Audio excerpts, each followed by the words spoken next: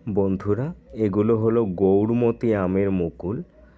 গৌরমতি আমের মুকুলের বিশেষ যত্নের প্রয়োজন হয়, কেননা গৌরমতি আম গাছে অ্যানথ্রাকনোজ ছত্রাকের আক্রমণ খুব বেশি হয়, যে কারণে মুকুল বেরোনোর সাথে সাথে কিংবা মুকুল বেরোনোর আগে যদি ছত্রাকনাশক প্রয়োগ করা না হয় তাহলে প্রায় সমস্ত মুকুলগুলোই কালো হয়ে নষ্ট হয়ে যায় অ্যানথ্রাকনোজের আক্রমণে। অন্যান্য গাছেও আম গাছেও স্প্রে করা প্রয়োজন ছত্রাকনাশক, তবে গৌরমতি আমের মুকুলের ক্ষেত্রে বিশেষ সতর্কতা অবলম্বন করতে হবে। গৌরমতি আম গাছে মুকুল বেরোনোর সাথে সাথেই মুকুল যখন ছোট থাকবে তখন অবশ্যই ছত্রাকনাশক প্রয়োগ করতে হবে এবং ফুল থেকে ফলের গুটি সেট হওয়ার পরেও কিন্তু ছত্রাকনাশক প্রয়োগ করতে হবে। তা না হলে কিন্তু আপনারা এই গাছ থেকে কিন্তু ফল খেতে পারবেন না, বেশিরভাগ ফলে কিন্তু ঝরে পড়ে যাবে।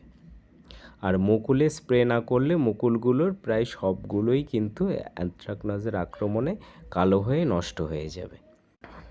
গৌরমতি হলো দেশীয় আমের মধ্যে সবচেয়ে লেট ভ্যারাইটির আম। খেতে মিষ্টি এবং অত্যন্ত সুস্বাদু এবং ল্যাংড়ার স্বাদের আম। সেপ্টেম্বর অক্টোবর মাসেও প্রায়শই এই গাছে কিছু পরিমাণে আম দেখতে পাওয়া যায়। এতটাই লেট ভ্যারাইটির এই আম।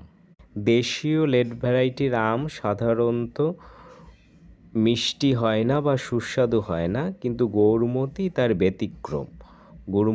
গৌরমতি যেমন সুস্বাদু তেমনি মিষ্টি।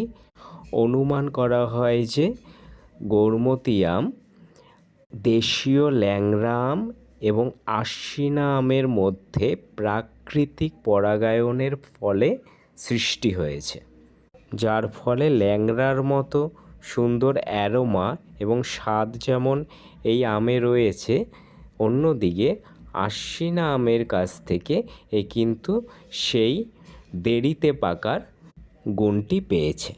তবে গৌরমতি আম রাখলে আপনাদের অবশ্যই কিন্তু যত্ন করতে হবে বন্ধুরা। ধন্যবাদ।